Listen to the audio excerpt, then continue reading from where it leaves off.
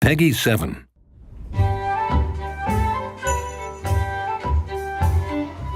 Happy Hobbit Day and hi from Wētā Workshop in Wellington, New Zealand. I'm Richard Taylor, co-founder of Wētā Workshop and in turn our game studio. To celebrate Hobbit Day, we want to share an in-depth look at our beautiful new game, Tales of the Shire. Today, you're going to hear from our team who have been hard at work to bring Tales of the Shire to life, along with cozy content creators, I just got an achievement for skipping. live sim streamers, Loading up the game and getting into the Shire truly felt like going home. and even Lord of the Rings aficionados Oh, this is adorable. who've had a sneak peek at the game and are keen to share their thoughts with you too. We have wanted something like a life simulator in the Shire for years. The fact that there hasn't been one before is a crime. Every single corner you could tell was painstakingly created.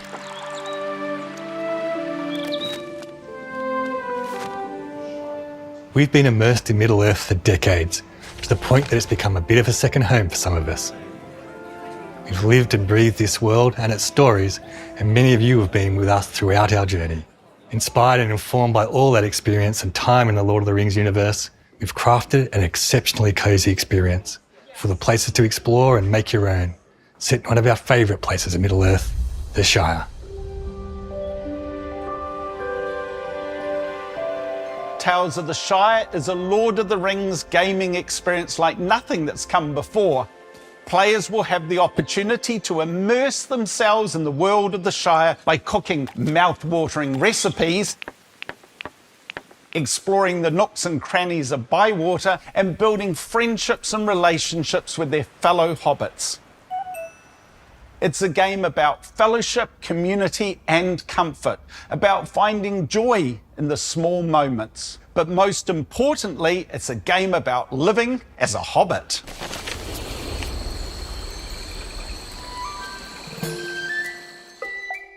We love hobbits, and with Tales of the Shire, we want to immerse you in their world.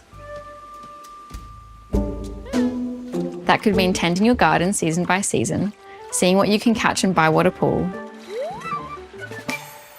or just taking a stroll by the creek and enjoying the day. We knew that capturing the feeling of the Shire was really crucial to our player experience. The Shire is easygoing. It's a place where hobbits rest in the afternoon sun on a cool summer's day. It's joyous, it's full of the laughter of chit-chatting neighbours, and it's cosy. It's a place where you can cuddle up in your own hobbit hole with a hot cup of tea. One of our biggest goals is to really deliver on these feelings and immerse the players in them. Every aspect of the game has been carefully crafted, drawing on our years of experience with the Lord of the Rings, and with Tolkien's books always as our guide. Each bridge, path, plant, hobbit home, and second breakfast is drawn from the original vision. The game is a homage to all those wonderful details and the spirit we fell in love with when we first encountered the Shire. We're not in the Shire for a very long time in the books, but it is the thing that at the end of the day, the hobbits are trying to save. Going into this game definitely feels as though you're sort of walking through the rolling hills and farms and flowers and just nature. Tolkien was inspired by the countrysides of his home in Great Britain, and the Shire is the epitome of safety and comfort and food and friends. The core of our game centres on building community and fellowship. You spend your time in the village of Bywater, helping to lift the community up and sharing home-cooked meals with other hobbits. As your ties to the community of Bywater and your bonds with your friends grow, your fellowship increases, which allows you to progress in the story.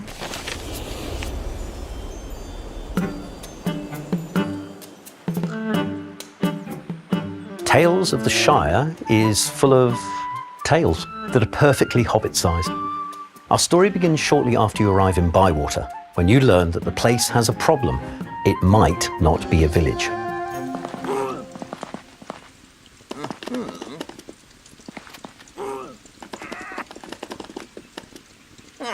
It's up to you to help build the community up and make it into the kind of village the whole Shire would envy.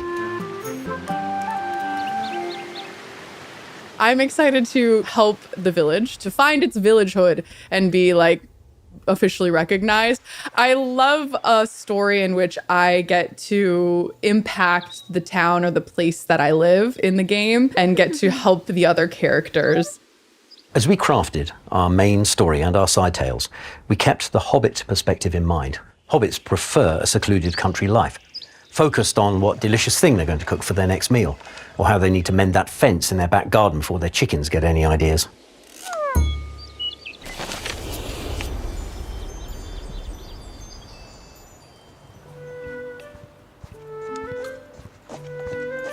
Hobbit holes are the centre of Hobbit life. They provide a refuge from the wider world, a level of comfort that Hobbits require. They're a chance to express themselves in their own space and a place to share their meals with their friends.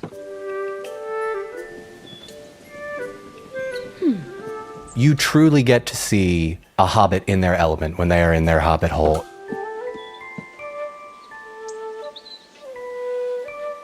The game opens with you hitching a ride with a certain mysterious stranger to Bywater, a Hobbit settlement in the Shire. You've inherited a Hobbit hole from a generous relative who, in her old age, boarded off many of the rooms to save her time on cleaning and upkeep. As you explore Bywater and deepen your ties to the community, you'll be able to get into those boarded up rooms and add your personalised touch. Perhaps you can put together a library or a bedroom, or maybe you'll just set up a cosy nook for relaxing in true Hobbit style. The choice is yours. My favourite room is probably the living room. You can put your little fire and your couches and your rug, and you can really make it feel homely. And it's the first place that you see when you come into the Hobbit home, so that's where it really kind of feels like home to me. To fill these rooms, you'll be gifted furniture and knickknacks that you'll use to decorate and turn your Hobbit hole into a Hobbit home. You can earn these by completing tales and building relationships with your neighbour Hobbits, or by cooking a particularly delicious meal that another Hobbit was looking forward to. When you're ready to do a little interior design, you'll enter decoration mode, where you can rotate and move all of your furniture and decor items to find just the right place for them in your Hobbit hole, or even out in your garden if that's where you think they'd look best. I think what makes a really great cozy game is being able to really get in the nitty-gritty details of like placing clutter on things and making it as cozy as either your real life or making it a cozier space than real life and somewhere you feel like you can go escape to. Unlike in other games where you're limited to a grid when decorating your home, we've created a flexible placement system that gives you the freedom to put everything where you want. Our system keeps things cozy in the rounded spaces of a Hobbit hole while never getting in the way of your imagination. You can place items almost anywhere, inside or outside. You can also style your walls with different wallpaper and even change the window frames. All of this will let you create the Hobbit hole of your dreams that expresses your own unique Hobbitness. A gridless placement system is so much fun because it just opens up this world of possibility. And in a Hobbit home, you know, you want things to look a little higgledy-piggledy. You don't want them all perfect to grid. That just is not part of the Hobbit aesthetic. You need a little bit of, you know, freedom to build as you wish. Players can spend hours decorating and redecorating their Hobbit holes to be their own perfect hideaway in Bywater. But that doesn't mean there's nothing to explore outside.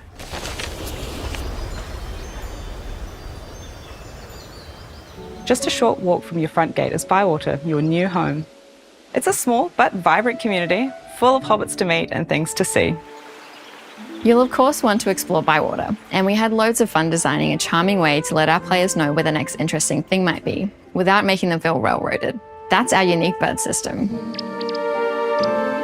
As you ramble along Bywater's scenic paths, past its quaint homes and shops, and through its beautiful meadows, you notice these cute bluebirds perched on signs, trees, and elsewhere. These sweet little guys aren't just here for atmosphere. They're a way of welcoming you, and they indicate the path to your next objective or tales. The birds act as a sort of breadcrumb trail. Go to one and you'll see another a little further on, and so on until you arrive at your destination. The birds really are helping. Thank you, birds. I appreciate you. But you don't have to follow the birds if you don't feel like it just then. There are plenty of things for you to find in Bywater if you want to do a little wandering.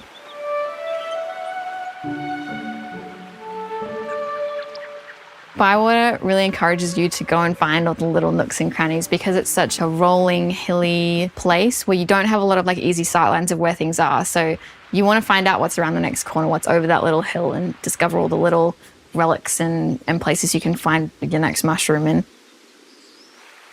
Bywater is full of unique locations, from Sandyman's Mill to the Ivy Bush Inn, where the hobbits of Bywater meet to discuss important affairs. But one of my favourite spots in Bywater is the Green Dragon Inn.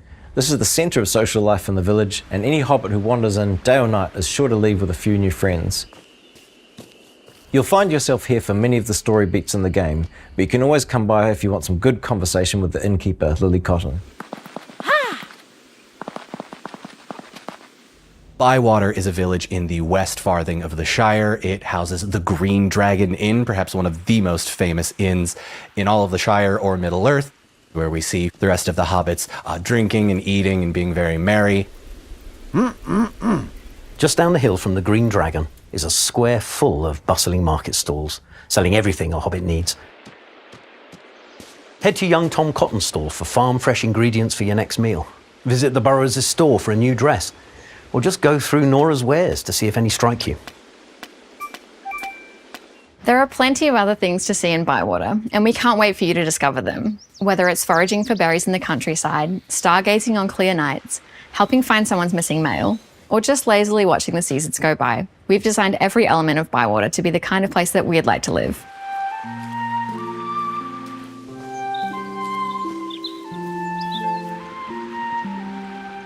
I really like the way that we've done Fishing and Tales of the Shire. I think it's really interesting, and I think that it scales nicely with the player's experience. I think we've got him. I think we've got him. Yay! We got a fish. We got a Bywater bleak. Our design philosophy was all about how to infuse the entire game with Hobbit-sized ideas and activities. And Hobbit-sized isn't just a unit of measurement, it's a way of life. For example, it's not farming, it's gardening. Everything encourages togetherness and is just quintessentially cozy. It's about being part of a community and building your own place within the Shire. I think the Shire's a perfect setting for a cozy game. It is this cozy little bubble with all of these kind people and this small community. I think that's exactly what cozy gamers look for when they're going to a cozy game. Our game offers a chance for our Hobbit players to step into that Hobbit mindset. A world where the most important thing you do in a day is help a neighbour, and there aren't any problems that can't be solved by talking things through over a nice meal.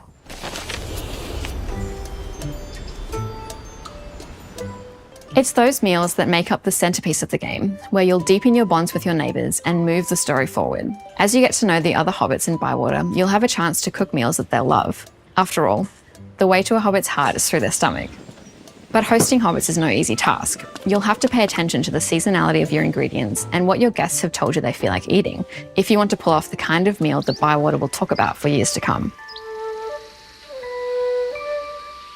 You'll start in your pantry, where you've stored all the ingredients and seasonings that you've foraged, harvested, caught, or bought. Each ingredient and seasoning has a quality score of 1 to 3 stars, as well as 1 of 5 flavours: sweet, sour, spicy, salty, and bitter. You'll have to think about what will work well together to satisfy your guests' specific cravings. Once you've selected your ingredients, you'll take them into the kitchen and start cooking a feast fit for a hobbit. To begin with, you'll only have access to a few cooking stations in your kitchen, but as you progress and learn more complex recipes, you'll find yourself frying, mixing, saucing, grinding, and even pickling. When you're done, you'll get to reveal your meal and have it rated. The better your guests rate the meal, the stronger the relationships you build, and the more friendship points you earn. These reveal new features in the game, open up opportunities to progress, and help you further customize your hobbit hole. It's such a unique way to focus cooking in a game. And I love that because cooking is such a cozy activity that so many people take part in and so many people love to escape into. If I could cook anything in the game, it would definitely be a meat pie. I've never cooked a meat pie in my life, and so I would love to do it in the game in a very cozy setting for all of my friends in the Shire. We actually looked at recipes from the 18th century, some 17th century recipes, some Victorian recipes, because really it's Victorian England is the Shire. And then obviously we took inspiration from other things as well. We sort of mixed in some modern stuff, but nothing that's incongruously modern. It was all the sort of thing that you would have found in a Victorian kitchen, really.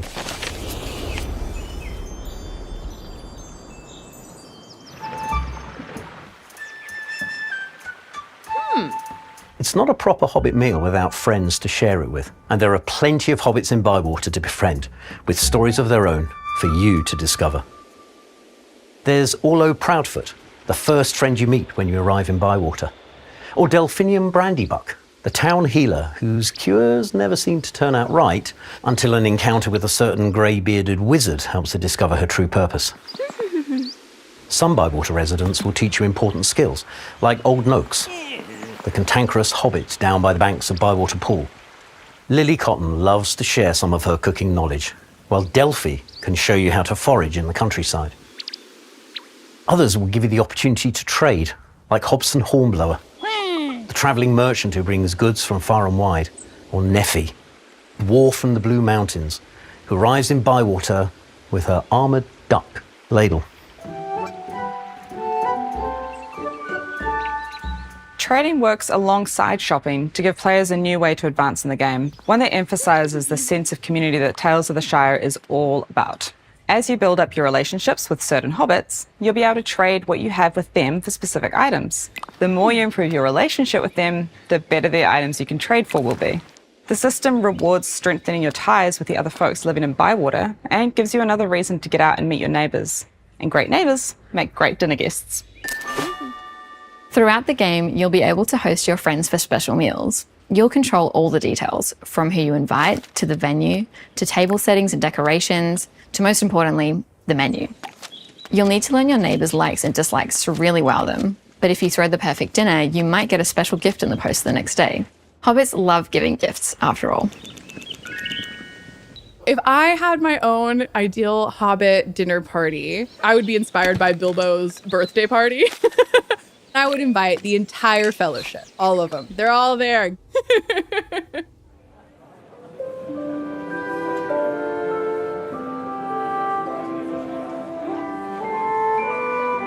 I really want people to experience joy. I think that's what the Shire is. It's joy. I hope that players feel not just a sense of peace and restfulness, but also a bit of nostalgia. If we manage to put smiles on everybody's faces when they're playing and they feel like it's somewhere that they want to live, then I think that's our job done.